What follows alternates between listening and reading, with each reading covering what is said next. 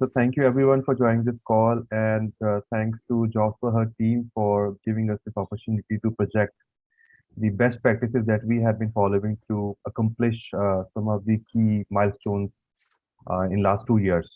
So let me try and share my screen, please.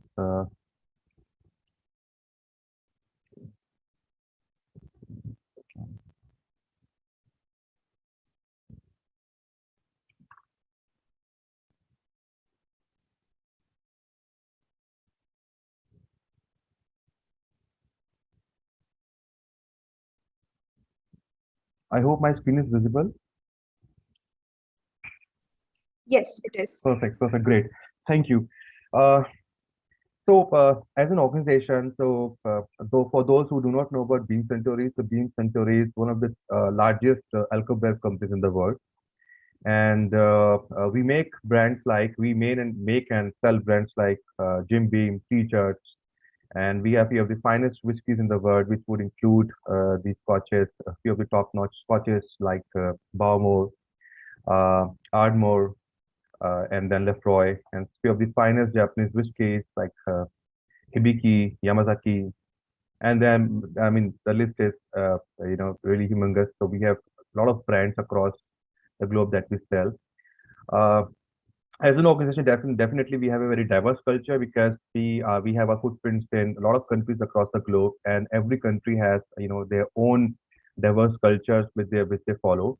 So as this slide says that we celebrate diversity of thought, experience, and culture, which is very true because we have different forums, we have different programs that we run across the globe in various countries as per the need of the country as well. And then all the employees across the globe, they have the opportunities, they have various forums wherein they can talk about their how the new initiatives that the organization should be taking. We also keep a regular check on their on their satisfaction if they are really happy with working with the Century or not. And then there are various initiatives that we have taken and we are taking to enhance the employee experience globally. So let me move on.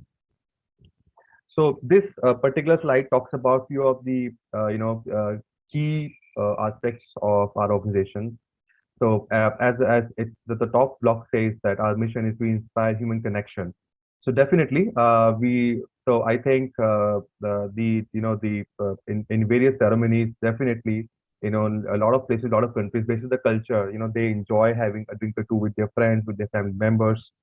So, and we believe in making such brands, the quality brands, and we believe in selling those brands, with the top-notch quality across the globe, so that people, enjoy our brands as well and can relate to their experience and relate to their occasions as well. And our vision is growing for good. We are growing for good. We are not just selling and we are not just making profits out of our product, but we believe in supporting the different causes across the globe. And for example, water is one of the most important ingredients of our products.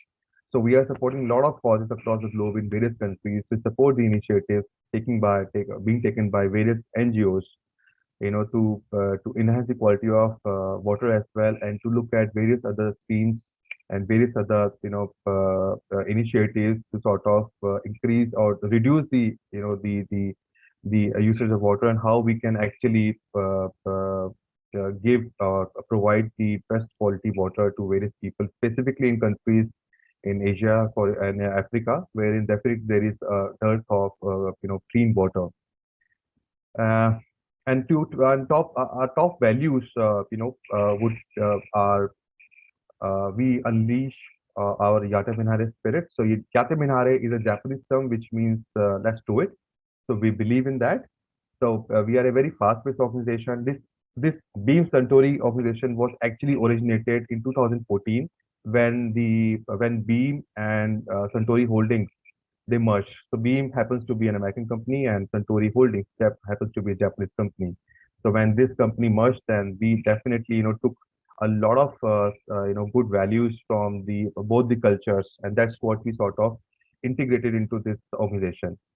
And we delight our consumers responsibly. We believe in responsible drinking, And we are definitely inspired by our East meets West culture. So there are a lot of processes, lot of processes, lot of systems which actually showcase both the cultures. So we believe in East meets West culture, and definitely we believe in embracing the diversity and inclusion.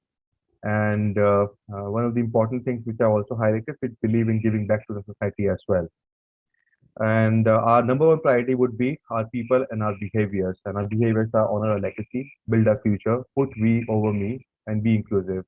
And we definitely live by this values. And all these values play a very important role when we talk about the performance of individual as well. And our performance objective would be to be the world's most admired, fast-growing female spirits company. And we are taking a lot of initiatives across to achieve our objective or achieve our target as well. So move on. So this particular slide, sorry, this particular slide just give an overview of what we have achieved. So for example, I believe Alcobef Industries actually treated as one of the organization, one of the industries wherein people think that it's not safe for women. This is something that we have heard from many people across, not just in India but in other countries as well. That's I think that's a taboo which is attached to this industry. But we wanted to break this barrier. We wanted to achieve our objective to increase the diversity. In India, for example, for us, our goal is to increase the women representation, and in other countries, there is, we are working on various projects to support the LGBT community. We are supporting, veterans in the various countries, and then we are trying to hire a lot of other people from various cultures as well. Thankfully, in India, we don't face a lot of issues, and we do not, face a lot of challenges when it comes to hiring people with, different cultures.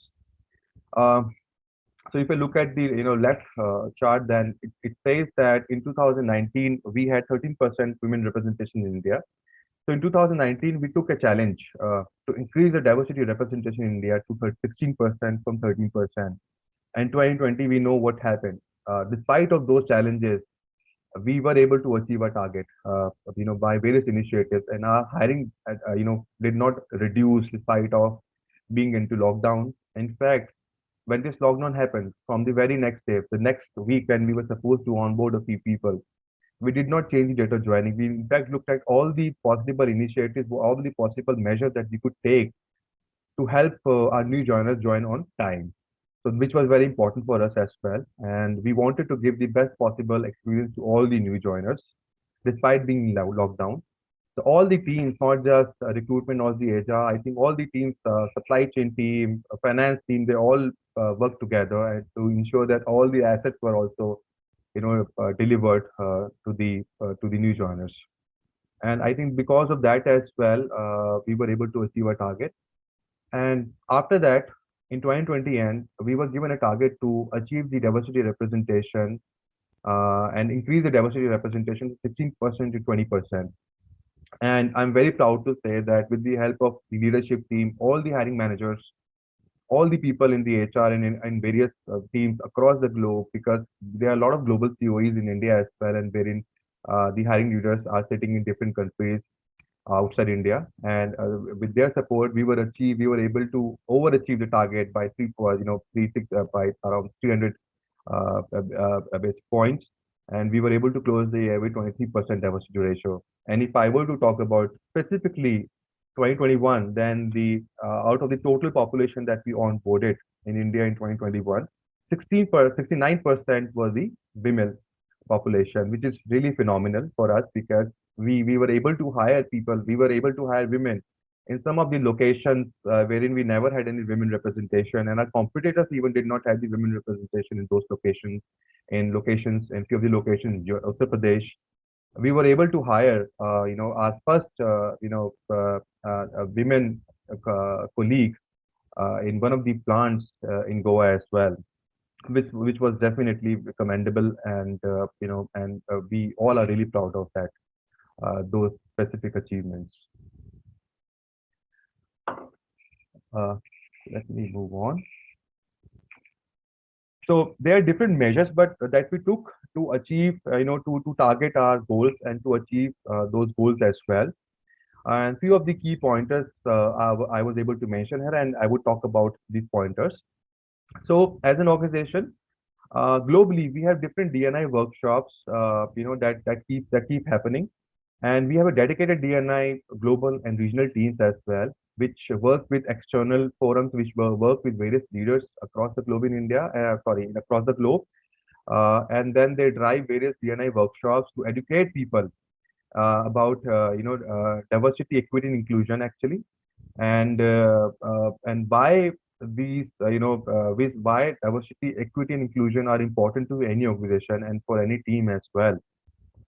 And then we keep organizing and scheduling various training programs for our hiring leaders.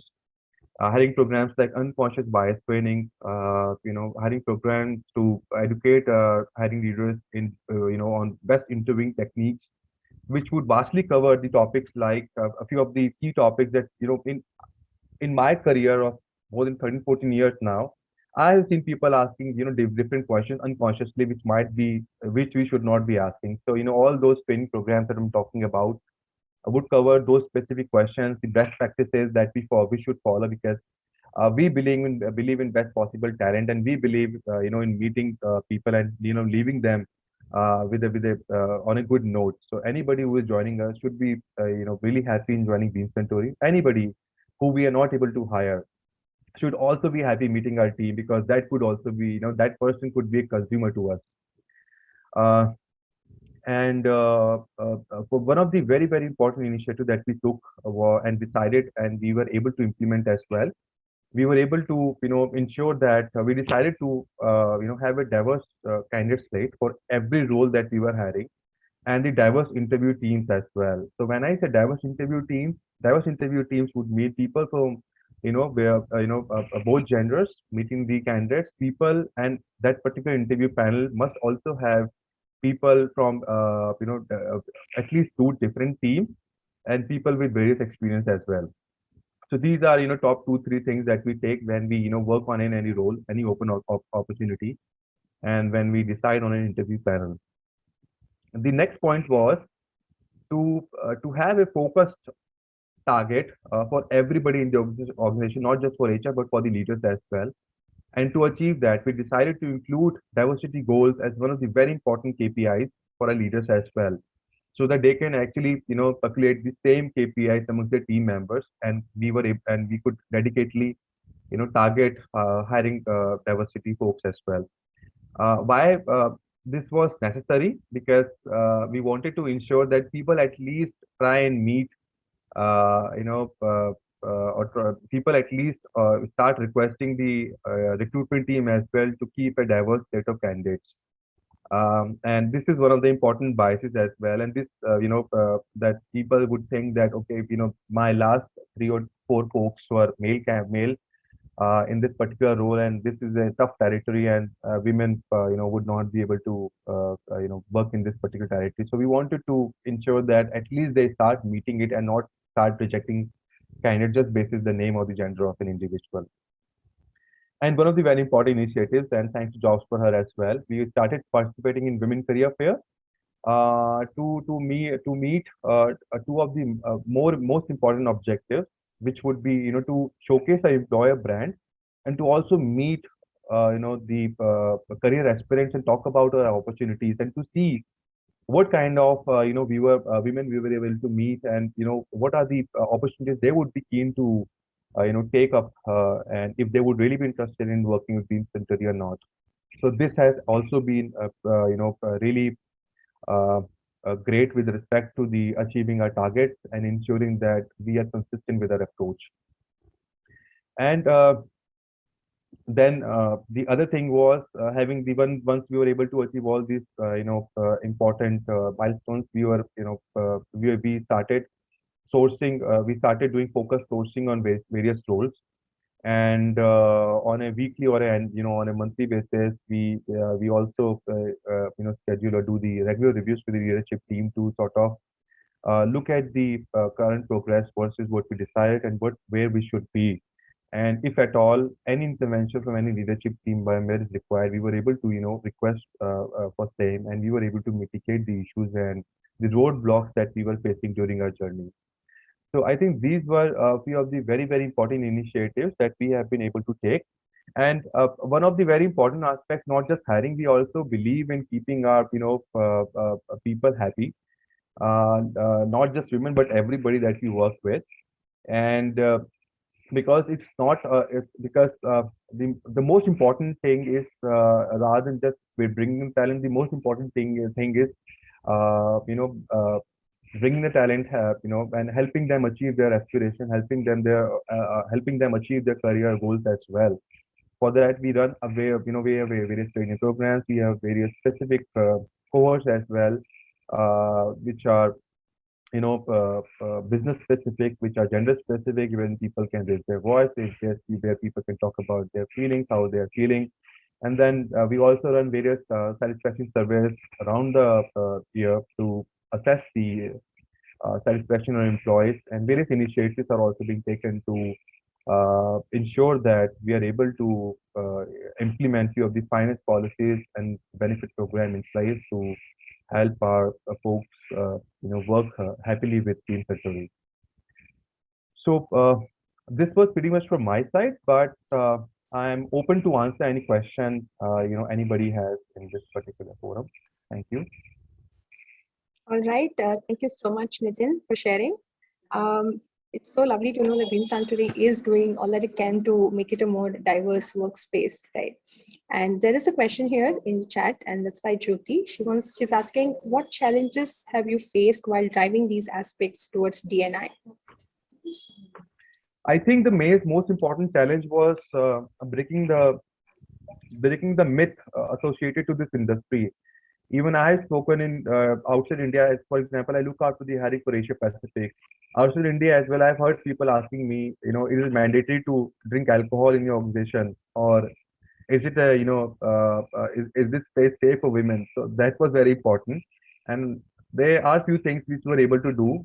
We would talk about the experience of our employees in various forums, and we started investing on our social media presence as well, to talk about our brands, to talk about the culture that we have.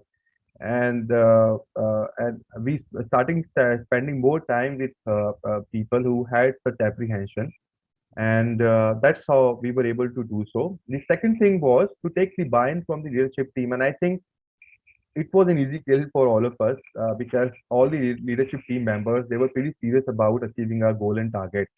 And we believe, we are not just building up this organization, we are building up this industry as well.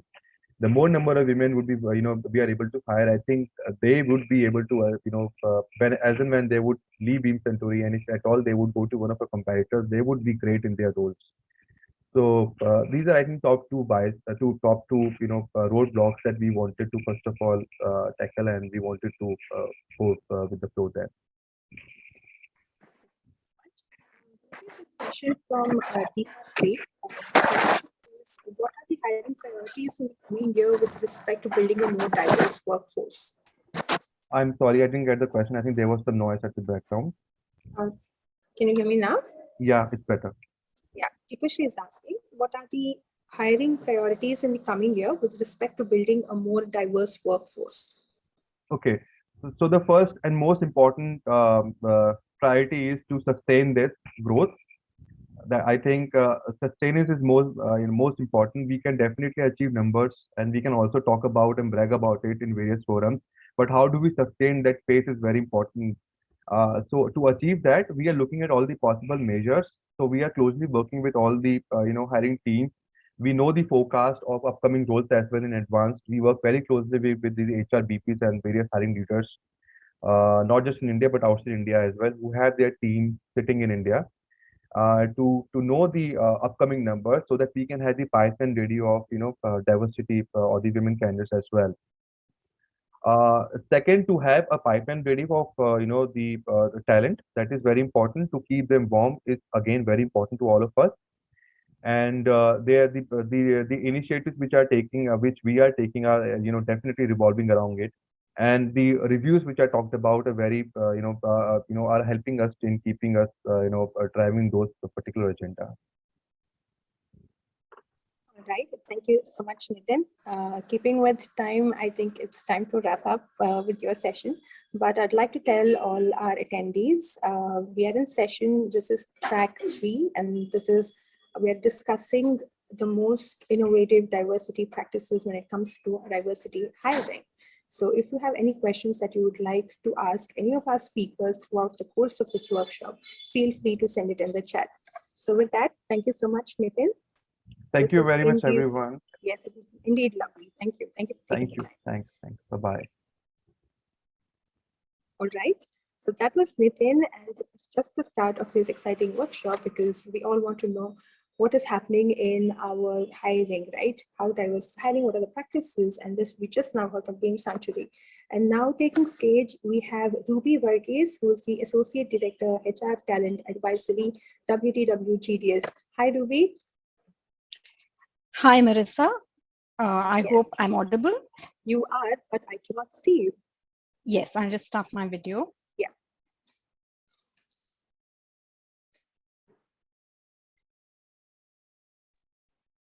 Yeah, I can see you. Are you able to see me?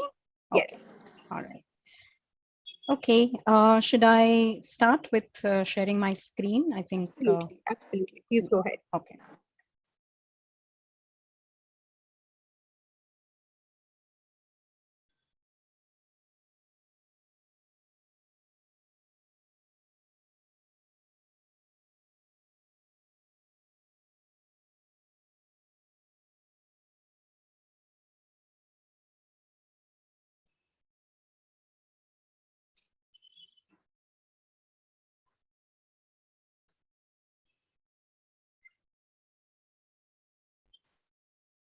Please let me know if it's visible now.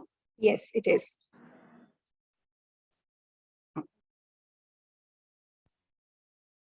All right. Marissa, I'll wait for you to let me know if it's good to go, or should I wait for a couple of minutes? No, I think we're good to go because I just see that there is already a question that's come in, and I would like for us to take this question after your presentation. All right, sure. Yeah, over to you. All right. Thank you, Marissa. Good afternoon, everyone. And I feel extremely privileged to share WTW's IND and recruitment practices at the event today. For those of you who may not have heard or known us already, WTW manages people, risk, and capital for the world's leading businesses. And we've been doing this for the last nearly 200 years. So if you've not heard about us, I'm hoping that you now will go and look up what WTW is all about. Oh, okay, so WTW is in the people business, and our people drive our business. With our presence in more than 140 countries across the globe, we believe that difference actually makes us stronger. And we want our workforce to reflect the differences and the variety of the markets that we actually operate in. We commonly use a phrase at WTW, which is be you at WTW, which means that every colleague can bring their whole self to work just as they are. No one should feel the need to hide any aspect about themselves, their background, or their culture. We encourage, value, and celebrate any differences. Our IND principles are a part of everything that we do, and we have 4 key focus areas. The first one is attract and hire to increase the pipeline for underrepresented talent. All our hiring managers, leaders complete mandatory training that sensitizes them to effectively seek and hire underrepresented talent and are held accountable for adherence to our inclusive hiring practices. We continuously build relationships with new and diverse sourcing pools while strengthening our existing relationships. And I will speak a little more about this as we move along. Speaking about promoting inclusivity in our culture and brand, IND will not be truly embedded in a culture unless all levels in an organization are 100% committed to it. We make sure that we engage our colleagues on IND through our global diversity calendar of events, our communication, and our inclusion networks. We have IND networks and councils like gender equity, LGBT+, workability, multicultural, and young professionals. And these have participation across all levels in the organization and across geographies as well. Our learning resources are inclusive and they facilitate an experiential learning that build and weave a cultural competency into our everyday way of working. We focus on development and promotion to increase representation and overall diversity in senior leadership and throughout our talent pipeline. There's a clear strategy that we have globally that defines the ownership and roadmap for underrepresented talent development. We've created unique developmental journeys. One example that I can share is a program that we call as Equal Lead to accelerate and develop and promote opportunities for the underrepresented talent pool. All goals that we set, any goals anywhere, need to be measured. And we've made sure that we built insights to help measure progress and inform our actions so that we are course correcting if we feel that we are not doing what we set out to achieve. All our performance and promotion processes make sure that they assess the equity of measurement and distribution of rewards from an IND lens. And again, we hold our leaders accountable to it. There is tremendous data transparency across the organization, and we've also adopted standardized reporting on IND. We are extremely proud of our 1:1 gender ratio, and we've achieved this and sustained this over the years. But I will admit that towards the middle and senior management, this ratio tends to shift towards more of a 40-60 in favor of men. And this is usually a result where women tend to drop out of their careers because of major life events like childbirth or marriage. But we make sure that our talent practices provide adequate support and coaching to all genders. There is great work-life balance, and how we manage our working patterns and hours makes sure that everybody feels included and is able to actually benefit and achieve that work-life balance. Our benefits actually include 26 weeks of maternity leave, daycare facility or creche options for and breaks for feeding mothers, extended leave for dependent care, home pickup and drop facility at odd hours. And the beauty of this is that it's not specific to a particular gender. It's available across the board to all genders, all colleagues. We also specifically try to provide career mentoring and networking opportunities for our women colleagues because, like I said, there are certain situations in life where women have to prioritize or tend to prioritize their family. And we would actually like them to make opportunities, or we would like to create opportunities for them to be able to get back into the career and the mainframe. So talking about recruitment practices in IND, we have 4 distinct IND priorities in recruitment. Build relationships with new diverse sourcing pools, adhere to our inclusive hiring practice for all hiring, embed objective and inclusive interview process, and promote our WTW IND brand through recruitment channels and social media. I'll share some more detail around each of these. First, talking about building relationships with new and diverse sourcing pools. And I said that I would talk about this a little more in detail earlier. Starting with our Career 2.0 or our Women Returnee program. We actually launched Career 2.0 in 2017. This is a special initiative to hire women back to the workforce after they have taken a significant break from work. So I'm just, okay. So we've actually made sure that we sensitize our leaders, our recruiting managers, as well as the talent acquisition team to make sure that they are comfortable speaking to and interviewing these candidates. There are small things that we make sure that they, address specifically or avoid. Questions like, why did you take a break? Or how are you now going to manage? Instead, they should be focusing on what skills these candidates bring to the table, because they've been in a career, they've been there, they've done that. It's just, and they've made the choice today to return to the corporate world, and we should respect that choice. We typically hire around 10 to 15 women returnees to this program annually. And as you can see, we've got more than 50 hires that have actually come through this particular program.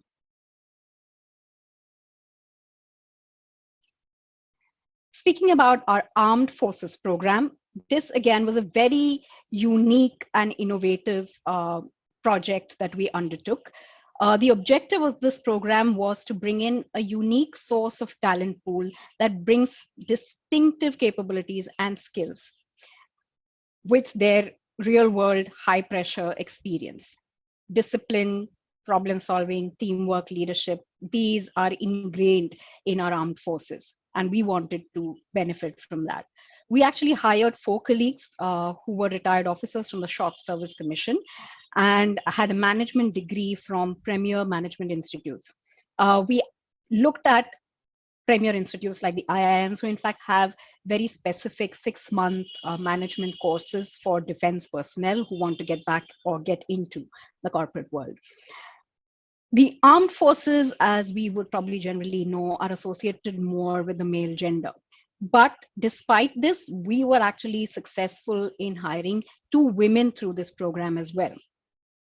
And we put all of them through, excuse me, an extensive 9-month training plan, which involved everything right from corporate culture simulation, functional know-how, exposure to local and global projects. And post the 9 months training, they were evaluated for roles that suited their capabilities and interests. They were placed at senior management levels in different parts of our operation and are doing successful and making a successful contribution there even today. Speaking about the people with disabilities or people with different abilities, as we like to call them, we actually hired our first hearing and speech impaired candidate or colleague in Q1 of 2020. And we all know what happened then. It was the COVID lockdown. And despite this, the fact that she had to be actually onboarded and trained completely virtually, we were able to successfully do that. The selection and pre-onboarding activities had to be meticulously planned. We actually partnered with an NGO. So there was a tremendous background work that was happening to make sure that this colleague was successful. The NGO specialized in providing formal education, training, and employment opportunities for hearing and speech impaired individuals. The NGO helped in facilitating the interview and the selection process, of course, and conducted sensitization workshops for the managers to acquaint them with the do's and don'ts and the basics of Indian Sign Language. The onboarding and training during the lockdown was especially challenging. She had to be assigned a buddy to help her understand our culture and values remotely and support her with the basic day-to-day. And you need to probably recall that all of us were struggling to settle into a complete remote working type of environment because we were never used to it, a lot of us. Her manager would connect with her on video calls using the sign language that he was trained on. There was a virtual training plan, and the integration with her team was done through active participation in virtual team huddles and meetings. In the first week of her training, she scored 90% accuracy in the cases that she processed independently. And from week 2, she barely needed any support to complete her task. So that just goes to say that if you give people the opportunity, they are surely going to live up to your expectations and beyond. Adhering to hiring practices um, for all hires. So we ensure that our onboarding, our hiring experience is consistent and equitable for candidates across levels. So it's not special for somebody at a leadership and somebody at a lower level gets a very different experience. We try to make sure that it's consistent across the board. There is a focus on essential role requirements and a neutral, non-biased job description. And sometimes we have to make sure that we use tools, systems to give us that validation that actually those job descriptions are in fact gender neutral. Because sometimes when you read a job description, it may not overtly say he or she, but it might just say that this job can only be done by so and so. So we want to avoid that completely, especially since we don't associate that with our brand. How do we embed objective, inclusive interview processes? And I heard Nitin talk about this too. So we have interview panels that are deliberately, consciously diverse. We use a diverse candidate slate, especially at our senior career levels. We have sharpened the focus on gender diversity globally. And I mentioned earlier that our gender ratio kind of shifts away from the 1:1 slightly when we move into the mid and senior management. And specifically, that's why this focus has been brought in. We've adopted some principles to help support this commitment. All our open roles must be posted or advertised internally and externally where internal candidate diversity is not available for a minimum of 5 working days. All candidate slates must include appropriately diverse candidates, including at least one qualified female and or diverse candidate. Our unconscious bias training and inclusive hiring portal for recruiters and hiring managers are also great sources for colleagues to sensitize themselves. We share colleague stories on our careers website and social media pages, and that gives a sneak peek into the diverse roles, gender mix, and culture of our organization. We've targeted marketing campaigns for diverse hiring programs on social media platforms like LinkedIn and Instagram. That's all from me. I'd just like to conclude by saying that in order to improve diversity hiring, it's important to focus on being inclusive and creating an inclusive culture. Inclusion is not a matter of just political correctness. As one of the authors and social activists said, being politically correct is about looking good to others. Being inclusive is about being good, period. Thank you, and I'm open to questions. I must tell you that this was quite exciting to go through and hear all the various programs you have, the armed forces and all the other aspects of it that you have in place. And I do see a couple of questions in the chat. Sure. Ankita has this question. Ankita asks, do you feel there is a gap in demand and supply of talent? Sure. In certain levels, yes. And I would agree that while we consciously make the effort to try and be as diverse in the candidate pool at senior leadership, we do find a dearth, in getting an equal number of, say, women CVs or resumes through at a certain level. But that doesn't deter us from looking for them. And sometimes you have to make sure, because I think, and I might be biased because I'm a woman, but I do feel that sometimes women are a little more hesitant probably to reach out for opportunities. And we need to make sure that we make them comfortable, give them the adequate assurance that they are capable of looking at a more senior role. But yes, I would agree that there is a mismatch sometimes at certain levels, especially the very senior leadership type of levels. Yeah, definitely. We have this question from Kajal. Between the policies we discuss and the actual groundwork, what are those checkpoints companies have in place to make sure these practices are being followed? Yeah, and I think I made that point earlier that whatever you set out to achieve, you have to keep measuring whether you are actually doing that or not, where you are with it. We do have these periodic checkpoints, and a lot of these goals are actually set into our leadership scorecards, and we do have a quarterly, half-yearly assessment of where they have achieved the goals that we actually set them out to achieve. So from that point of view, we do make sure that every aspect, whether it's hiring, whether it's promotions, whether it's the annual cycle where you're giving out compensation changes, every aspect looks at diversity. And I can't tell you how particular we are about making sure that there is an even balance everywhere, every time, across levels. Thank you so much, Ruby. Another interesting question, because you did mention about how women have to take a break for whatever the reason is. It could be like maternity break, or they want to go for studying and all that. With regard to that, so many companies hold or pause women employees' growth due to maternity leaves. How can we all change that as a practice or belief? That's quite an interesting question. And Indeed. yeah, what we've seen happen in our organization, and I must say that we did always kind of have this, equal gender balance.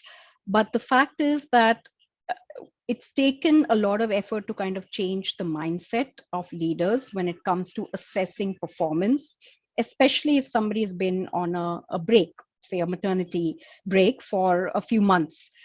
And we've made sure that there is no bias that creeps in when it comes to the rating. So if somebody was, say, for example, a high performer before she went on a maternity break, we'd make sure that that's the rating that gets sustained for the person, even in her absence when she's on the maternity break. And it's taken a while. It's not been easy because everybody looks at a bell curve. They want to make sure that people who are not around are the ones who actually probably fall on the lower end of the bell curve, or fall in the middle, I should say. But it's not about just out of sight, out of mind, especially when it comes to a long break like maternity, because we want these people to come back. We want the women to come back, and we want them to have the same level of success that they've had before. So it is a mindset change, and we have to make sure that we educate our leaders about the benefit that the colleagues bring to their team. I hope that answers the question. If there was any bit of it that still is left unanswered, please let me know. Yeah. I do want to close the session with one question. Like, quite often there are women who are returning to work, because we are on this topic of women returning and all of that. There are these discussions that happen mainly with HR managers when it comes to the salary negotiation aspect of it. So this question here is by Pratishta. She wants to know that, what is your take on salary negotiations? Because a lot of women, when they return after a career break, and are offered a package that is less. So at the least, you say competitive package. Yeah, I mean, I'm sure that there are probably certain practices followed by organizations. I would recommend, and that's something that we follow, to look at market benchmarks. So you don't necessarily penalize somebody for having been on a break, or in fact, in some cases, you realize that when candidates come in, and it may not even be specific to a gender, we realize that some candidates or applicants are quite underpaid, despite the type of experience that they've had, or the tenure of experience that they've had. We should be looking and paying according to market benchmarks and your internal benchmarks, whatever they are for your organization. That should be what you consider, instead of trying to, because you're not doing somebody a favor. Just because they're returning back to work after a break, you're not doing them a favor by giving them an opportunity. They're equally deserving. like anyone else who's probably been working, and probably more talented than some of the other applicants that you meet who have been continuously working, and probably getting the benefit of that. But you should always look at market benchmarks. It makes us happy to hear you say this, because on Jobs for Work platform, we do have a lot of women returning back to tech or back to work. And in our networking sessions or meets that we have, one most discussed topic is also when it comes to salary negotiations. So it's really good to know that a lot of companies are taking it into consideration and making sure that they get the market standards. So thank you so much, Ruby, for sharing. I hope you stick around to to hear and see what other diversity practices are going around. Probably at the end, if we have time, we can have another discussion. Thank you. That was quite insightful and thought-provoking. I think some food for thought here, and with the practices that they have, right? So next, I'd like to call on our next speaker, Avantika Susan Nigam, who's a Senior Director and Head of HR, Global Business Services, PepsiCo Global Businesses Service, India. Hi, Avantika.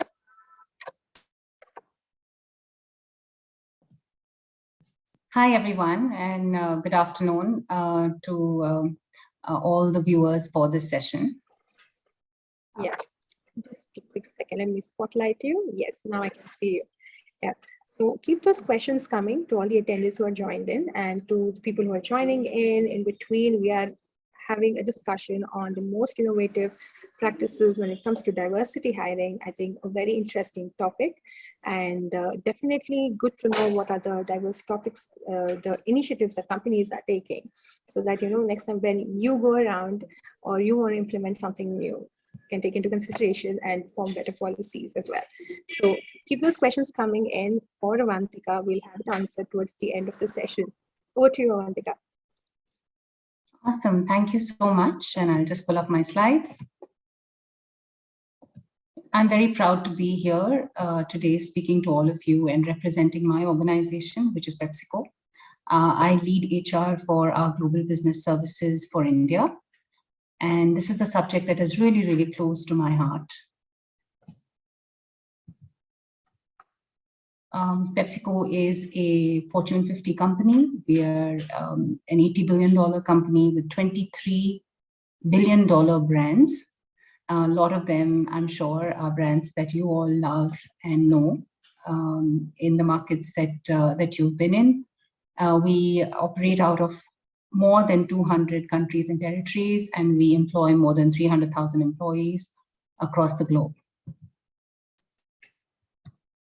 We have been committed to DE&I for a very long time, but I'll start with talking about what our current commitments are on DE&I and what our current focus areas are. So our 2025 goal, which we've been very vocal about publicly, is to strive to achieve gender parity in our middle management or in our management roles, and pay equity for women. And I saw that topic get covered in a question just before by, with the speaker who spoke just before me. We've also announced our Racial Equality Journey Initiative in 2020, and we're investing over $500 million over the next 5 years with a focus on 3 pillars: people, business, and communities. Now, these are our stated priorities right now, but we focus on the entire gamut of diversity, equity, and inclusion, including a more equal world for our LGBTQ plus colleagues, and for the people or our consumers and the communities that we serve, for persons with disability, for a wide range of underrepresented sections of society. You'll see a familiar face on the screen. We've been known for a long history of being intentional about inclusion.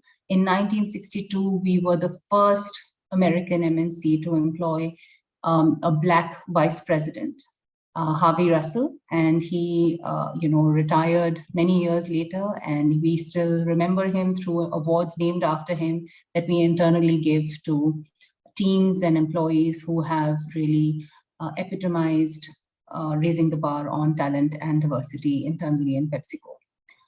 Indra Nooyi was employed as the first woman CEO and chairperson of PepsiCo way back in 2006, when very few Fortune 500 companies or Fortune 50 companies had female CEOs, and she was our CEO and chairperson for 12 years. We've been supporting the LGBTQ community even through our products. So we have many products across the globe that actually, reinforce our commitment towards creating a more equal world. And Doritos is one of those products. Bubbly is another.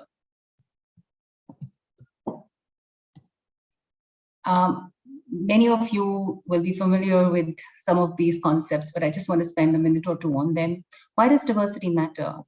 A McKinsey Global Institute report finds that $12 trillion could be added into the world GDP by 2025 just by advancing women equality, because we are missing out on such a huge opportunity because we don't focus, or if we don't focus on the women who could have been in the workforce, who could have contributed to the global economy. More diverse companies are better able to win top talent and improve customer orientation, employee satisfaction, decision making, and that leads to a virtuous cycle of increasing returns. And I can definitely say that's one of the core reasons why PepsiCo has been focused on diversity, equity, and inclusion for the longest time, because the consumers we serve come from all different kinds of backgrounds, color, geographical context, and sexual orientation, and therefore why shouldn't our employee base represent them so that we can serve them better? Diversity is just as important as ever, but it's not enough on its own.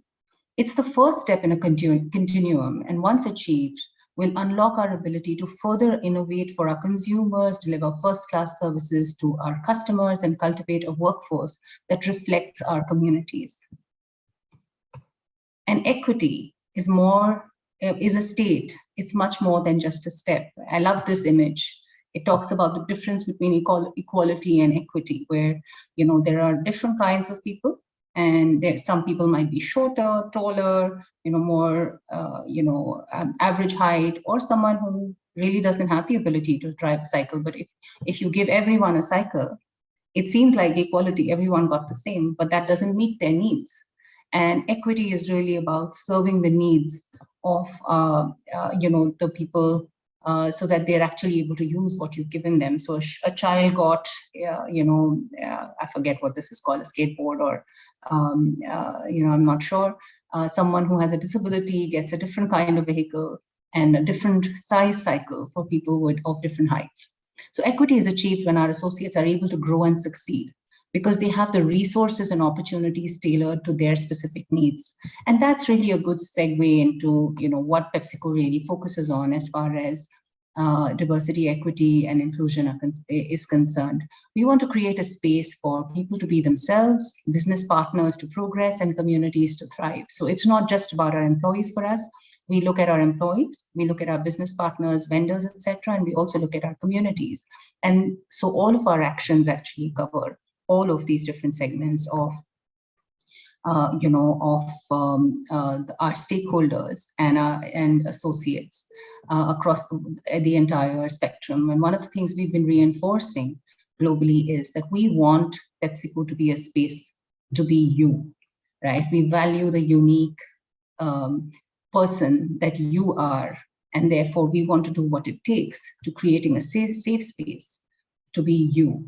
Now, this is not just a space where we aren't just heard, but we are actively listened to, a space where we don't just talk, but we are free to speak fearlessly, and a space where we are not just content, but we are confident. And again, this covers the entire spectrum of gender, of race, of sexual orientation, of physical abilities, etc.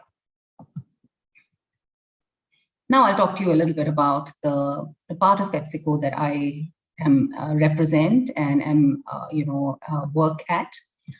This is a part of the business called Global Business Services. And our unique context is that in 2019, around this time of the year, we didn't exist. So we are about 2.5 years at this point in terms of how long we've been around. We're about 2,100 employees, and you'll appreciate that a large part of the time between 2019, this time of the year, and right now has been spent in a global pandemic. So we have grown really, really rapidly in a very, very short period of time. And in that time, one of our key focus areas has been rapidly progressing towards gender parity, because we wanted to get it right straight off the bat. And today we are at 45% overall gender diversity. We have 37% female leaders, and we've retained over 90% of our employees. This is a workforce that is diverse in terms of skill sets, different functions that we have in the organization. They're less diverse when it comes to the generational mix, because most of them are millennials. About 90% of our workforce is millennial or Gen Z. And that's really our story. What I want to talk to you about is how we did this in the unique context of being a very young organization. All right, so as we look at our actions to amplify diverse voices, I want to talk about the three things that we really focused on. If you look on the left hand of the slide, you've got enhanced leadership accountability and intentionally building talent that is representative of the community we operate in.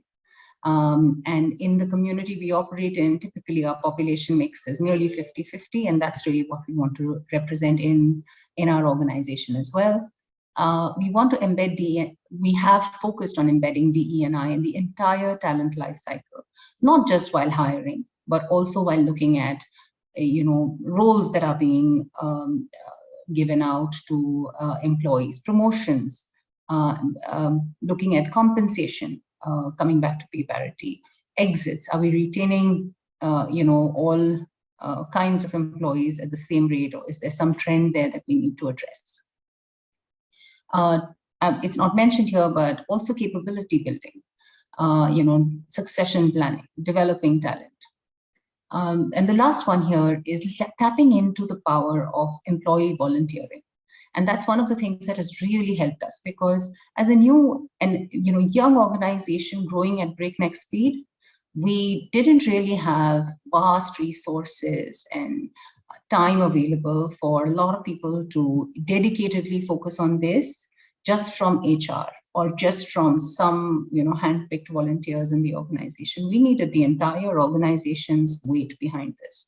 And so we created employee resource groups, the Women's Inclusion Network, MARC, which is Men Advocating Real Change, Equal, which is our LGBTQ ERG, and the Million Women Mentor Group. Now, these are groups that have been working on a very comprehensive agenda on DE&I collectively, but also individually, and addressing all aspects of what we do around being more inclusive as an organization. Another focus area for us has been keep families at the heart of our effort, because when we think of inclusion, it's not just about the employee at work, but the employee doesn't leave everything behind, or their unique context behind when they come into work. Their unique context comes in, whether it's in office or it's on a Zoom call, they bring their whole self into that call. But we address typically as organizations only the individual who is BTech with 4 years of experience and today has an average performance rating, right? But that's not who that individual is. So, what we've done is we've had a range of connects with employee families, which actually starts during onboarding. So we have, during our onboarding, which lasts about a week, on one of the second last day or last day, we have an event where we bring in the families as well, virtually. And the families join in sort of an engagement program with the employee, the families, the manager of the individual, etc. So it's great fun, but you also get to know who that individual is, right? And especially when we're all working virtually, you're all in my study room right now. And so if we are going to do this on a regular basis, you may as well know that I have two little girls, standing and peeking at me from the door on the side. The other thing we've done is we've had summer camps that we've done virtually, some things that we've done physically as well. We had a vaccination drive for all employees, both doses, and their family members, whoever was eligible. And we've also done family days, sports days, a marathon in person. So lots of different engagements where we've tried to bring everyone together really to make the entire workplace much more inclusive. We've had a multi-pronged approach and some innovative practices that have really led to us getting to where we are. We've had an inclusive hiring, and a lot of other speakers have spoken of and will speak of leveraging more gender-neutral job descriptions, being intentional about hiring women through great organizations like Jobs for Her and many others who facilitate some of these searches. Social media campaigns, return to work programs, unconscious bias training, etc. One of the things that I'm very happy about is that we've actually focused on also creating an enhanced paternity policy, which helps a male employee also support their wives when they have a baby in the house in a greater way. We have creche reimbursement, which is when a woman comes to office, a female employee comes to office, she can leave her child at a creche which is near our office or even near their home, and she can get reimbursed for that. So that supports our female employees actually come back to work especially after maternity break, and be a little bit more confident about making that transition back into the office. And we also have a sabbatical policy. Depending on how long you've been in the company, you can leverage a sabbatical. If you need to take care of something, at a personal level. Sometimes you want to study, sometimes you just want to focus on your family, etc. That's something that I found to be a great unlock for many of my colleagues. We've been intentional about building a leadership pipeline, and capability building and development are very different. Coming back to that example of equity, right? You can't give a cycle to everyone when everyone has different needs. And similarly, development, especially for women, is a little bit more nuanced than just rolling out a standard program that applies to everybody. So this is a unique platform that we started about a year and a half ago, called the Million Women Mentors. It's a global organization actually, and PepsiCo also leverages them. And globally, we mentor women outside of PepsiCo, students who require mentorship, as well as use it internally, where our own employees can reach out to more senior employees and get a mentorship journey. And the benefits of that. So that's something that I'm very, very proud of, that we have rolled out at such an early stage of our journey as an organization. And we've got over 80% of our mid-management females mentored by senior women leaders, thus creating a strong pipeline of leaders in the workforce, both men and women. We've built a culture of inclusion, and like I said, we've got these employee resource groups. I want to focus on one, which is called Men Advocating Real Change. And one of our learnings very early on in this journey was that while we focus on women and we focus on hiring women, you don't want to take, you don't want the rest of your organization, which is the men specifically, to feel left out or feel like we're doing everything just for the women. And this is where we started doing, or we started focusing on bringing men into that journey for us, right? Make them strong allies, make them people who want a more equal future. And they're the ones who are actually helping us make the maximum progress. So our Women's Inclusion Network events don't just have female attendance. They have nearly equal attendance between men and women. And that's because of our Men Advocating Real Change. Our Women's Women's Day program that's coming up, in less than a week, has actually got equal volunteerism from both Win as well as Mark. for me, that's a great sign. We are doing a campaign right now called #YoungVoices, and we have all our children talking about Women's Day and what it means to them, and for the girls, what they want to be when they grow up, and why they, both little boys and little girls talking about why they think Women's Day is important. And I'm really so proud of so many men, fathers, who've gone and got their daughters and sons to talk about this subject. And we have so many videos posted internally on our Yammer page for PepsiCo, and the inclusion that is truly inclusive and not just focused on the women. And then finally, family engagement, which I spoke of a little while earlier, where we've done things like summer camps, family days, marathons, sports days, and various events where our family members have performed, sung, danced, etc. All right, and all of this effort has actually helped us win the Best Workplaces for Women by the Economic Times in 2021, and we won last year's top 5 innovative practices by DivHERsity Hiring as well. I want to now talk about what we are doing with our communities, because it's one of the top 3. It's one of the 3 pillars that we focus on as far as creating a more equal future is concerned. In partnership with the PepsiCo Foundation, we have worked on women empowerment, where we've started off an apprentice program for women in STEM fields, and we've been hiring women specifically from underserved communities for our apprenticeship program in the organization. Our employees have been volunteering hours to train women who are looking for jobs, through some NGO partners that we have, and we've clocked more than 1,000 hours of volunteers, efforts. We've benefited over 800 students, and we've raised $10,000 through the PepsiCo Foundation already on, this initiative. We also set up a digital lab with 14 computers in AccelHERate, in a government school there, which is for young girls to benefit from. We've been working with the Safe Water Access Network, where we have created women entrepreneurs who have set up iJal stations. So these are places where you don't get water access easily, and we have helped women entrepreneurs.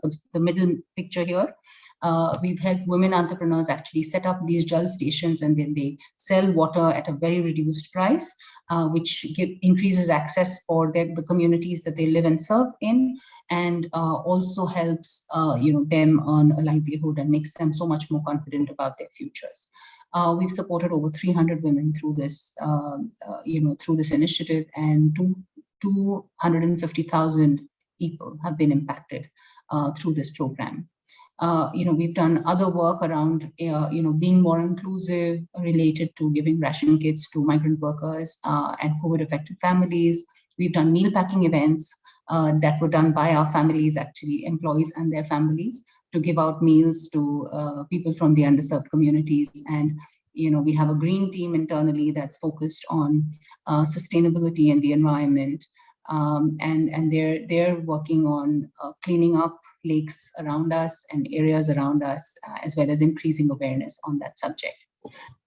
What all this effort has helped us do is it's helped us attract the best talent. It's helped us innovate and grow rapidly, but stably, despite a very, very rapid pace.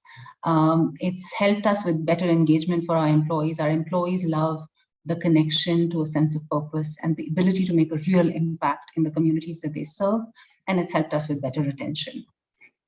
So finally, what I want to talk about as a summary is we've been intentional about achieving an equal future.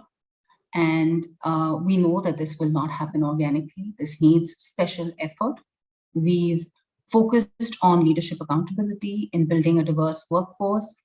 We focused on supporting the right processes, on hiring as well as talent management, to make this entire journey sustainable, where we've focused on, what's the talent pool we want to tap into? How do we reduce unconscious bias, especially for hiring managers? And how do we be more inclusive at every step of talent management, not just while hiring, but in terms of retention, in terms of promotions, in terms of career opportunities, critical experiences, development, etc., as well as pay parity. And how do we nurture that culture of inclusion? By just making it everyone's priority. So we've got these employee resource groups, they're running pretty much on their own, and that's what makes me confident that we will be able to sustain achieving an equal future. That's all I have. Wow, that was quite a lot, and I think if I'm to be very honest, the time probably did not do justice, because I think you could have gone on and on. This is a lot that you have at PepsiCo, and it definitely brings us joy that all of these policies are in place and practices are in place. We do have a couple of questions, but I think we'll be able to just take two. Yeah, Kajal is asking, what are those steps corporate India is taking through their hiring policies to level the field for women rising in the work world? Sorry, I didn't catch the question. Could you repeat it? What are those steps corporate India is taking through their hiring policies to level the field for women rising in their work world? That's a great question, and thank you for asking it. I actually think that corporate India is taking a lot of steps, to bring in more and more women at every level. I think one of the things that I am seeing, and I want to start with the basics, right? I think one of the things that I'm seeing is we are leveling the playing field when we go to campus, and when we start bringing in entry-level talent.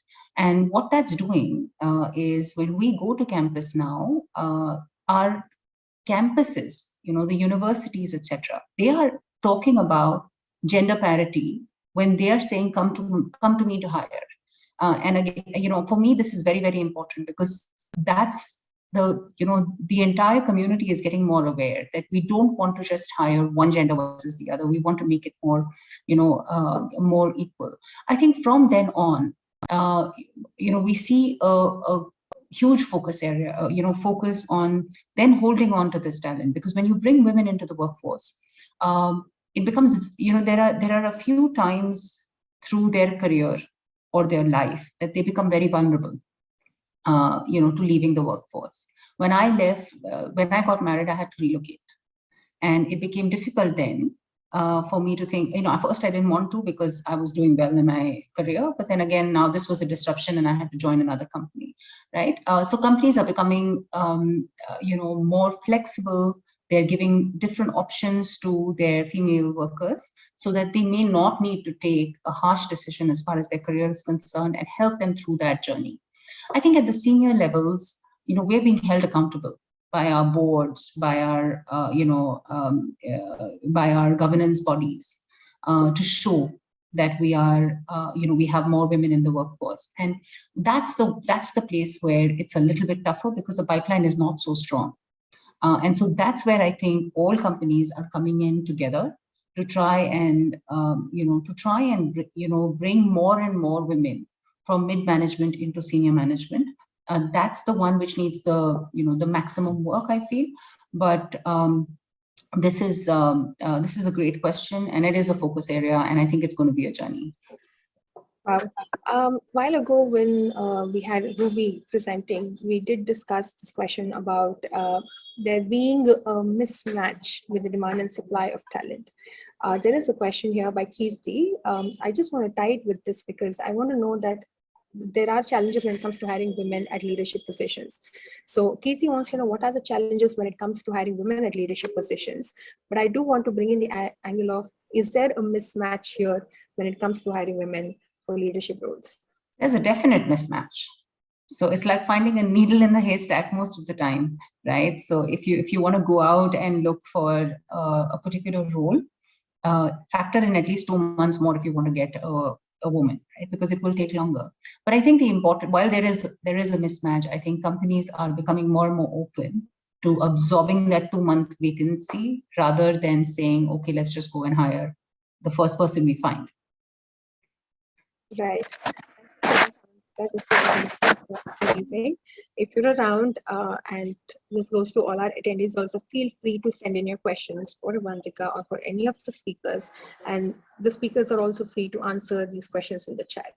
Yeah. Thank you so much for taking the time out to be here with us. Thank you. Thank you all. All the best with the program. That was okay. That was exciting and wonderful. We have our next speaker all set and ready, and that is Mitesh Sharma, Regional Head of C&IS Business Services, India and Manila, Northern Trust, India. Yeah. Hi, Mitesh. Hi, Marisa. Are you able to hear me all right? Yes, I can hear you. I just need to quickly spotlight you so everybody can see you. Yeah. Thank you so much for joining here. And all our attendees, if you have any questions with respect to diversity hiring policies or diversity in general, feel free to send your questions in chat. And Mitesh, over to you. Thank you. Thank you. Let me just share my screen first up and let me know if you are able to see the presentation.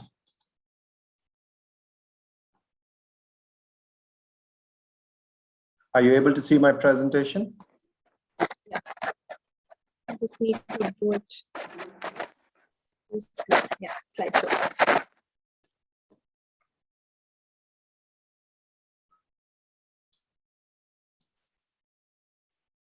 All right. Just confirm shift. you are able to see my presentation, please. We can see it, but it's not on the slideshow mode. You can press Shift F5. That's like a quick shortcut. Let's see. Okay, there. Yes.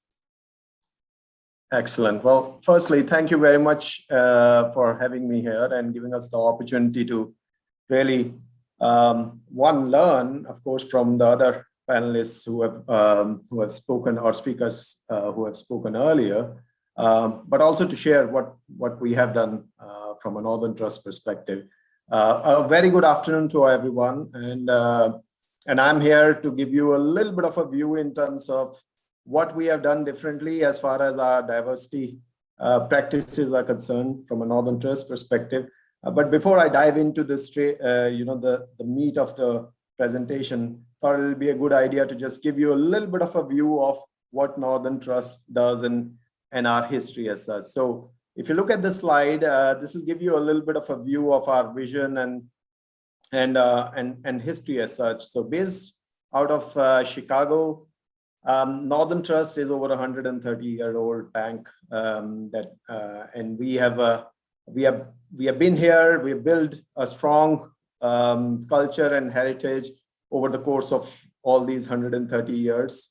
If you look at on the right, our vision to be our clients' most trusted financial partner, delivering industry-leading capabilities through exceptional people and innovative technology. That's a reflection of our core principles of service, expertise, and integrity. And clearly, the idea there is that we continue to deliver long-term value and make positive differences to all our stakeholders. Now, you would see me referring partners in the presentation. Now, the reason I'll be using partners is because in Northern Trust, we don't use employees. We use partners as the name, as the to refer to our all our employees as such. So our key stakeholders are our shareholders, clients, employees. When I say employees, our partners, and the communities that we work in. And how do we achieve that? So right at the bottom, the 6 boxes that you see really is how we are able to consistently deliver the vision in terms of our key stakeholders as such. I'm not going to go through all of them, but just to give you a little bit of a flavor of this, we continue to focus on our core business. So our core business is around asset servicing, wealth management, and that remains our core business as such. We have not digressed over the course of last 130 years from our core business as such. And that's been reflective as well when we talk about expertise as one of our core values. We built a strong organic growth as well, and that's again a reflection of the client servicing, very servicing oriented organization, and that has helped us to continue to grow organically because we are able to build that trust in our client base over the years. And from a financial strength and managing the long-term profitable growth perspective, it's the stability that we are talking about, and that is tested during our challenging times as well, where Northern has just stood out, in terms of our stability as such for the clients. And we continue to be one of the most highly respected institutions in the world. And just to give you some examples, we are the world's most ethical organization for 4 consecutive years as per the Ethisphere Institute rankings. And we are among the America's preferred banks as per the Forbes ratings as well. So if I just move on to talk about a little bit about India. So in our India journey, we have got our service center here, and our India journey really started back in 2007, and we have steadily grown in India. We are about 6,000 plus in India, spread across 2 locations of Pune and Bangalore, and within Bangalore we have got 3 different sites that we work out of. You will see the 4 boxes there. I would like to draw your special attention on the gender diversity and women in senior management. I think we have done exceedingly well, and that is reflective as well, because that number, from what I understand, is one of the best as per the leading India benchmark studies that has been done as well. And that focus has remained in terms of not just making sure that we bring in the talent, diverse talent into the organization, but also to focus on the development as such. And I'll touch upon that in the subsequent slides as such. So over the course of last 15 years in India, we have established a strong culture of inclusivity, and that culture really, and we are very proud of that, is delivered out of our partners only, right? So one of the bedrocks of our inclusive culture is our strong D&I strategy, and our partner base have played an integral part when it comes to driving any of those initiatives as such. So we have got what we call business resource councils, and those are employee groups which come together, and they would be aiding in terms of driving the vision and the strategy from a D&I perspective. And the strong ethos of D&I and what that we have been able to inculcate in our partner base. What you see on the screen is a reflection of that, right? So we have won various industry recognitions over the years. These are some of the examples in front of you from recent times. We have got the awards from Avatar, from a perspective of women in leadership side of things. We've been out and about in terms of strong proponent of pride as well, the LGBTQ initiatives as such. We got the Outie Award from Global Workplace Excellence Awards standpoint, and we are the silver employer in India as far as workplace index is concerned as well.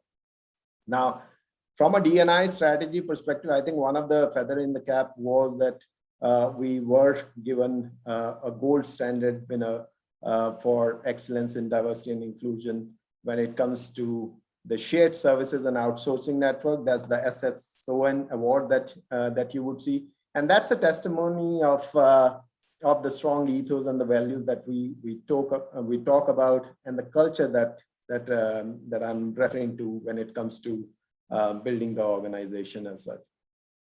Apart from that, we have also focused on mental health, and that's something which, as you would see right at the bottom right, we are the winner of the best multinational implementation of mental health strategy for 2021 as well.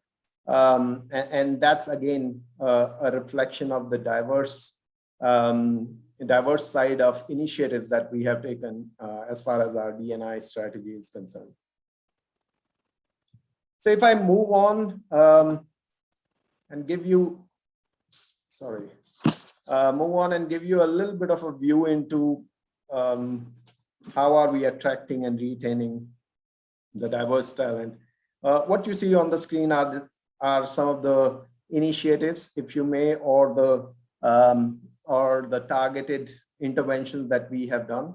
Reunite, as it mentions, is an alumni program for employees to explore opportunities to rejoin the bank. And over the course of last couple of years, we have been able to actually attract a good amount of partners who have actually come back and joined us. That also includes a fair amount of our female partners who have taken maternity breaks, or for that matter, they have taken breaks for other reasons and were able to actually join us back. LinkedIn live page, day and age of social media, and we leverage the LinkedIn to our advantage as well. And really, the idea of LinkedIn live page is to create a life in NT kind of a view, and that includes some inputs from our senior leadership and their commitment in terms of the diversity inclusion side of things, diversity, equity, and inclusion side of things. It talks about our partners. There are testimonies of some of the new joiners. It gives a little bit more view into what Northern does, and that has been very helpful as well in terms of attracting some of the talent. And we made some really good progress. I mean, we had a close to about 10-12% of applications coming in, or the partner base that we had selected last year were from this intervention as such. We continue to leverage social media, like I mentioned earlier, and we are keen to play the part as far as our marketplace is concerned in terms of sponsoring the events as well. To name a few jobs for her, of course, we've been there. We have also participated in RISE conference as well, and that's something which we are extremely proud of. And then on campus hiring, really, when it says include women colleges, it's an intentional way of really looking at what we can do more, and in terms of really increasing the slate, if you may, of the profiles that are coming in. Of course, meritocracy plays the part, but it's very important to lay out the level playing field, if you may. Now, one thing which I do want to mention here is there are a lot of these external interventions that we are talking about here, or the initiatives that we have taken. But it's very important, once we actually get the talent in, how do we retain the talent as well? Or what do we create? How do we develop them? And for that matter, I think there is a strong ecosystem that we have created within the organization, where we have got specific initiatives, whether it is mentoring, whether it is driving women leadership related, specific activities and programs. We are conscious of the fact that it's not about just getting in, but we have to create that ecosystem of inclusivity and ecosystem of getting the opportunity to develop further as well. And if I move forward in terms of the approach that we take at NT, so there is a targeted approach, right?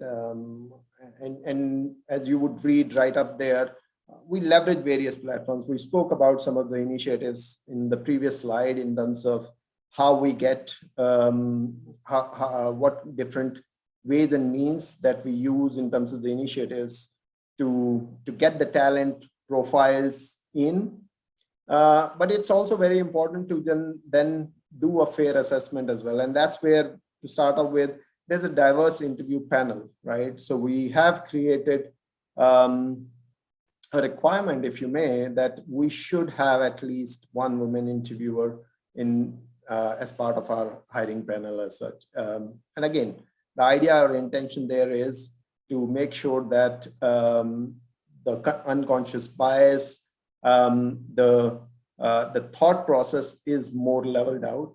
And one of the things that I would mention out here is, when we speak about diversity at Northern Trust or D&I at Northern Trust, it's not about driving this as a strategy. It's a business imperative as well, and that has been brought in, and that's the DNA which we have been able to inculcate in our businesses, in our managers as well. So when it comes to having those interview panels and having a diverse interview panels, it's a very smooth process as such. Now, I won't say that we were not doing it earlier. We were probably doing it earlier. We have made it a little bit more intentional, and we have started to do a little bit more rigorous, if you may.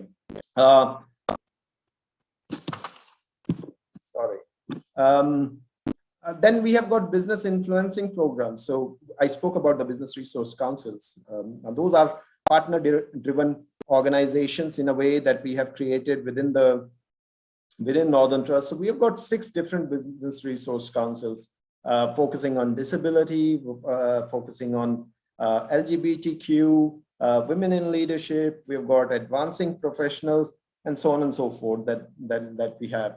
And these BRCs have been very helpful in terms of our partners really being our ambassadors and taking it forward when it comes to attracting talent, right, and bringing them in and creating that environment, the ecosystem that I spoke about of inclusivity. Specialized vendor programs. So the talent acquisition teams in Northern Trust are very focused in terms of women-focused search agencies, and they have been engaging specifically in terms of really getting a good pool of women candidates for our various positions. And while I go back to the previous slides where I did mention that we are exceedingly proud of our senior leadership related diversity percentages, we are not going to stop at that. And I mean, that's not to sit on the laurels, but we need to keep it pushing up. And one of the challenge really is to make sure that we continue to get a good pool of women talent and women candidates for our positions. And the other piece is also to have a strong inbuilt ecosystem and development program, if you may. Women-focused hiring events, we spoke about that earlier. From a standpoint, very focused events that we have done over the course of last year. And we've been very successful at that. And specifically, if I have to give you in last couple of years, we've been able to actually get some really good numbers and talent in when it comes to our women in technology. Over 300 odd partners have joined in last 2 years itself on the technology side. So a great shout out to the TA team and the technology leadership team in terms of driving it very specifically as such. Returnship programs, again, we spoke about the Reunite. It's pretty much the same program that we are talking about. And it's not about just getting and attracting the talent back. It's also about to bring, to be able to create that comfort level that, yes, with life events, things do change, and we need to give that, we need to be able to adapt to that requirements of some of our partners as well. And we have been able to make those accommodations as well, of course, within the business remits as such. But the fact that we were able to actually do those accommodations, it has been really successful that we have been able to actually achieve what we have been over the course of years in terms of returnship programs, close to about 150 partners in last 5 years, right? So that's how we have been working on that. Internship program for technology. Now, this is the latest one. This is the new one that we are looking at specifically on our in our technology teams. We are looking at hiring some interns from engineering colleges, and that is something which is going to start shortly in 2022 as well.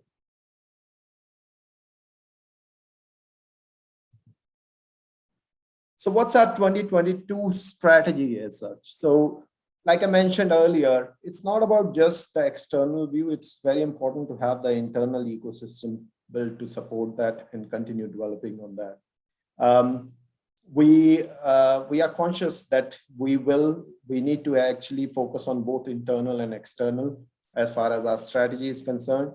To start off with, very specifically, we are looking at earmarking some specific roles to be hired from diverse pool of candidates. Now, one thing which I just mentioned earlier in terms of the business imperative, one of the things that we are conscious of and we are making sure that our businesses and our managers are aware of, and how do we build that accountability, if you may, is by making sure that the expectations include some of these important aspects, because it's a business imperative now.